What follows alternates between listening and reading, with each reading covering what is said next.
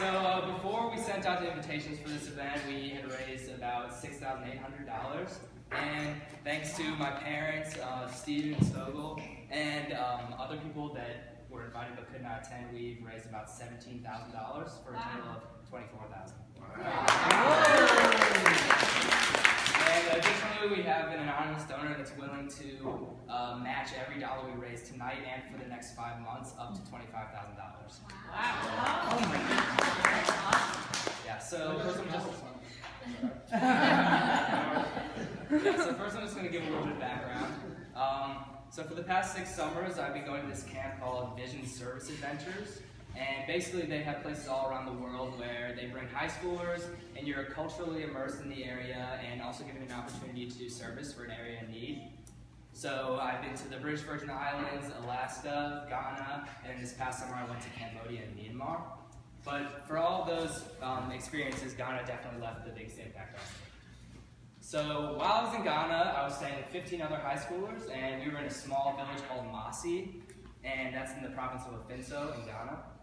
And while we were there, we did mostly construction work, but every other day we were given the opportunity to either work at a local hospital or at ARC's place. And after the first time I worked at ARC's place, I knew that that's the only place that I wanted to work. So every other day I went to ARC's, and I was completely entranced by his mission and his vision. So myself and my 2 other co-founders, Ariel and Andrew, who can't be here because they don't live here, we had a special interest in ARC's. So ARC himself actually was not disabled until 1977 when he was in a tragic car accident and lost his hand. And after that, he was completely neglected by his family and friends. So if you're disabled in Ghana, it's almost a complete guarantee of definite unemployment and complete isolation. So you're either kicked out to the doorstep by your family or kept inside for most of your life. So ARC was completely disgusted by this and he wanted to help. So he started out small and now he houses disabled people, specifically children, from all over West Africa. And now we have an interview that I took with him when I was in Ghana. His English is somewhat bad, so we have a translation as well. Oh, okay.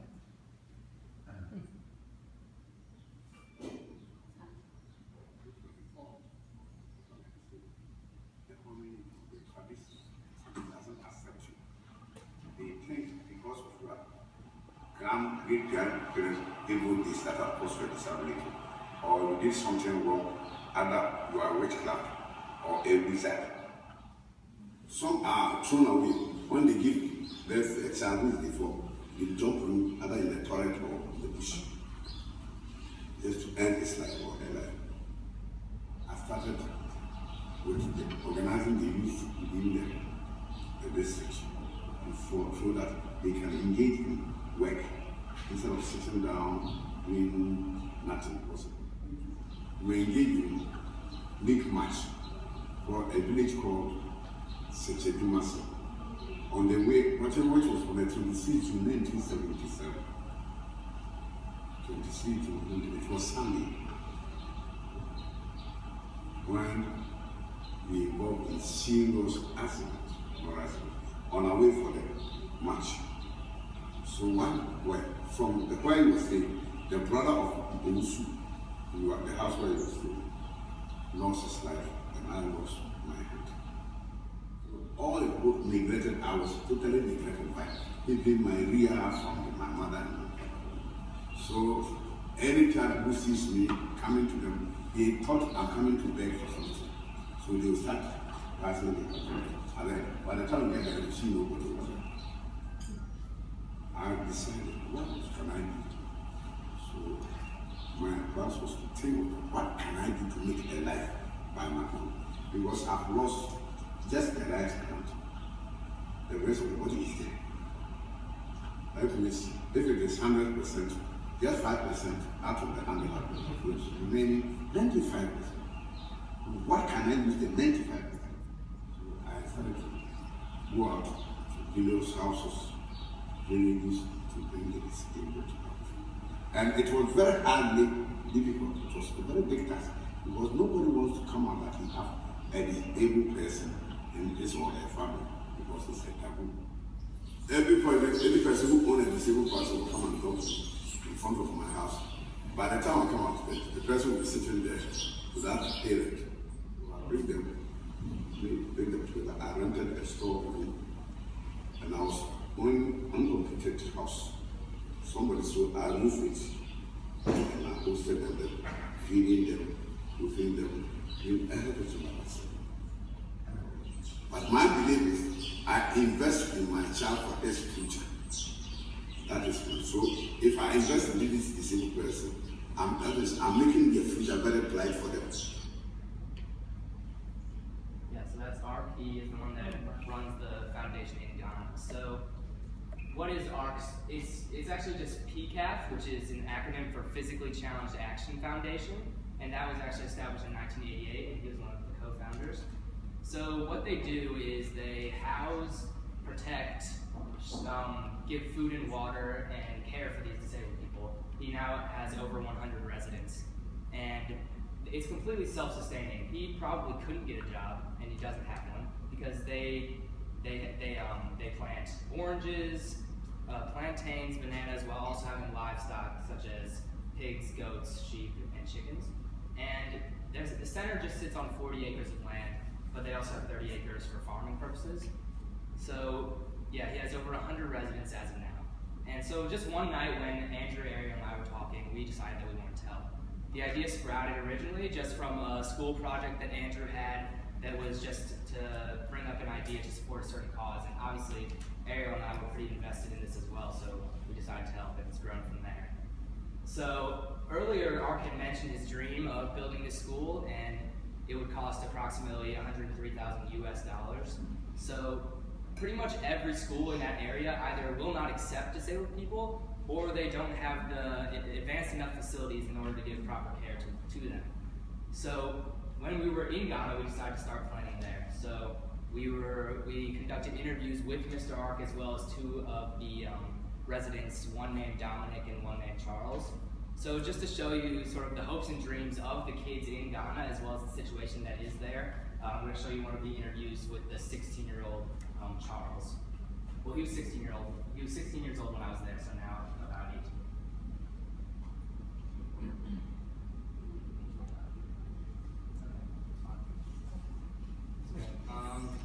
Yeah, so in all of Africa, about 10% of people are disabled. About 80 million people are disabled.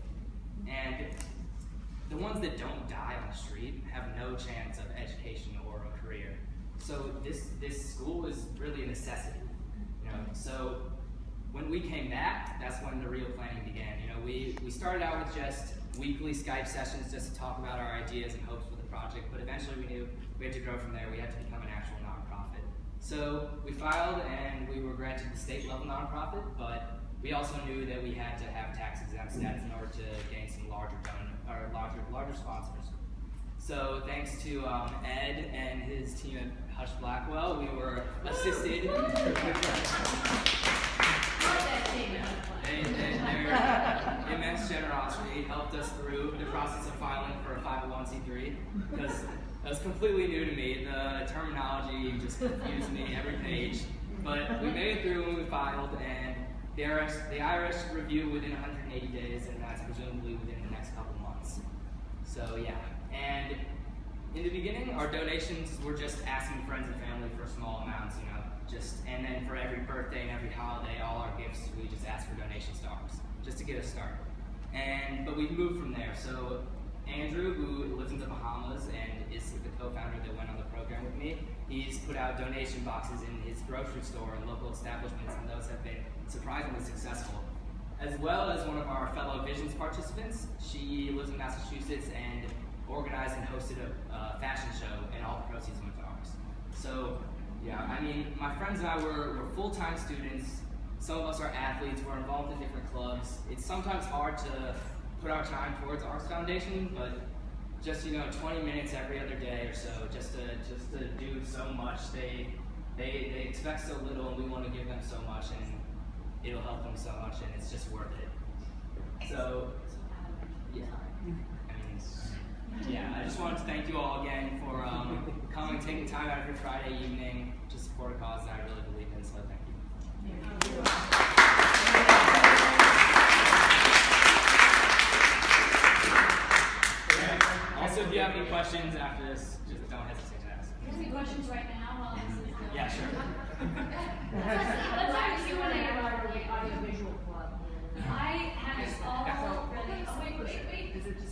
learning vocational things or?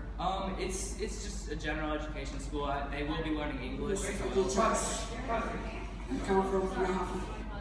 Yeah, just 1 second. So it'll be primary through secondary school. So up until where the next year will be university. My name is Ajay Charles. I come from Brahma region. I was here, for 4 years ago. And when I came here, because one of them I really like this center because everything I want, I get it from Mr. Ak. At the time I was in village with my mom, and a certain man saw me in the market and said we have had a school in office, so he wanted to bring me here, and he bring me Mr. Ak, and said, okay, nice, you can stay here. One thing I really love people to help him is that they should help him too. He said he wanted to build a school from primary up to JSS. So I want people to help him to improve what he wants to do. I came here. I haven't came to school before because my family said you are disabled, so we don't get any important from you. And my mom also don't have 6 children. They can take care of all of us. So every day I stayed in the house without doing nothing. When I came, I told Mr. Ak that I want to go to school because I know if I go to school, I can become a good person in future. Yeah, I'll become a good person in future. And Mr. Ak helped me buy all my uniform, my school shoes, even my toothbrush, everything. School bag, everything Mr. Ak did for me. So, like I have one friend also in my hometown. His parents every day they don't want him to come outside. He can't work. He just from on the ground. They don't want him to come outside. When he stay inside, and when they finish food, they just put it on the bowl and just push it like this. It's not good.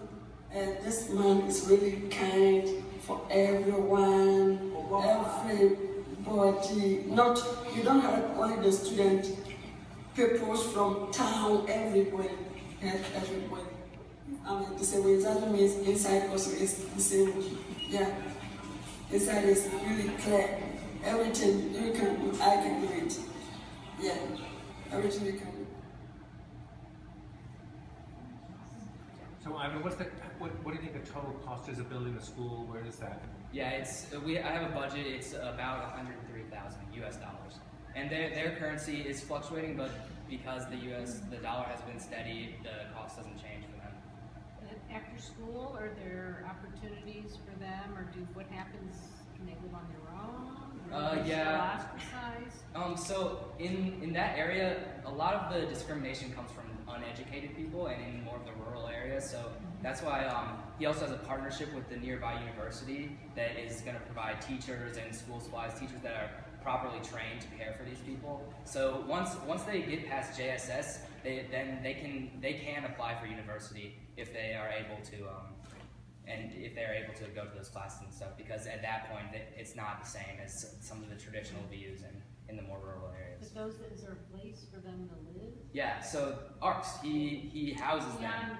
Past the school age? He has some adults actually as well. The majority of them are students under 18, or children under 18, but he also has some adults that are there as well. And will the universities provide the education in the school? Yeah, so they have a partnership, and the teachers will be working at the school. Yeah. Do any of the kids have specialized medical needs? Yes, and they have a clinic on the center grounds, and they have volunteers consistently, usually from Europe. They have a lot of doctors that come in from Germany and are there for extended periods of time to help with that area. And Ivan, is this an expansion of the existing school or a Yeah, so- second school? Yeah, so when he said school, that's just incorrect wording. They school in sort of job training, as I mentioned before, but they don't have any actual school. Yeah, so that would be a whole new thing that they don't have yet. I mean, you have to pick the teachers, and they have no teachers already. Yeah, so like I said, they have a partnership with nearby university. It's a university of education, and they're actually providing teachers that are trained to properly care. It's a volunteer. Yeah, it is volunteer. They have a partnership that is without pay. Yeah.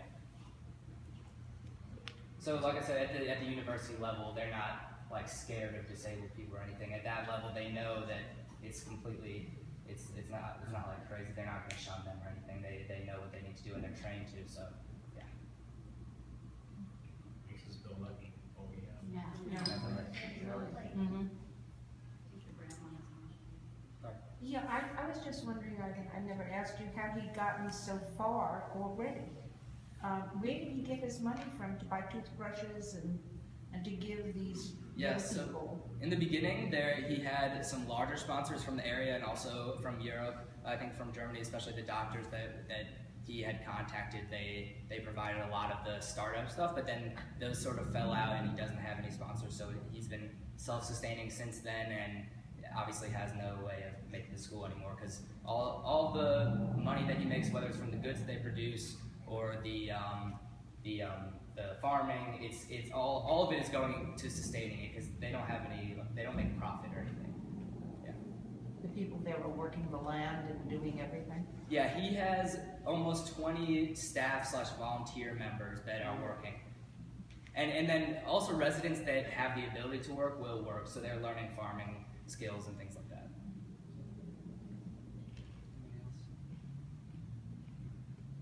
Well, thank you again. Thank you.